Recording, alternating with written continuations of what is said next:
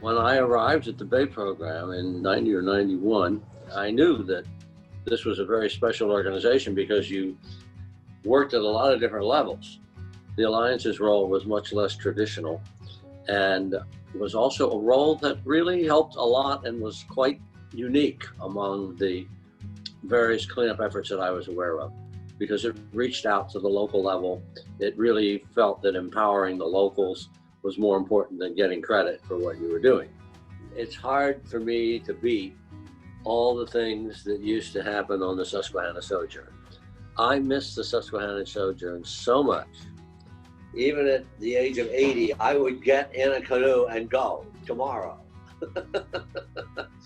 And I think that it was a wonderful way of making people feel, not only the people on the Sojourn, but the people in all the communities that we stopped at. It made them feel important. It made them feel as though they were part of something bigger and that what they were doing was recognized and appreciated. If we clean up the Chesapeake Bay, and we are doing it, nobody else in the world will have an excuse. And that was because we had a land to water ratio that was unique in the world.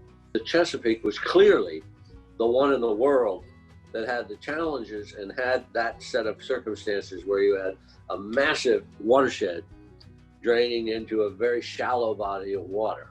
A lot of other places were the same way and were interested in water quality improvements, but not necessarily the underlying land and water interplay that is so essential to not only understanding, but also making progress.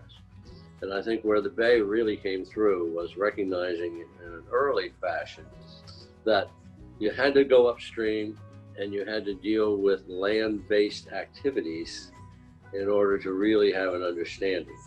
It's hard to believe that that's only 20, 30 years old and thinking. That's the big lesson. That's part of the nobody else has an excuse. If I was giving advice to a young person starting their career in the environment, one of the things I would say to them is get as much experience in as many different areas as you can. And then late in your career, look for the opportunity that will take everything you have learned from all your other jobs and put it together. I don't want to spend my life in some Wall Street law firm, deciding which millionaire gets the money. I want to get in somewhere where I can have some fun and influence some things that happen. I've got to say something to the public that is interesting to them and at the same time informs them of something that we think they need to know. You are the source of the ideas, you are the source of the political power.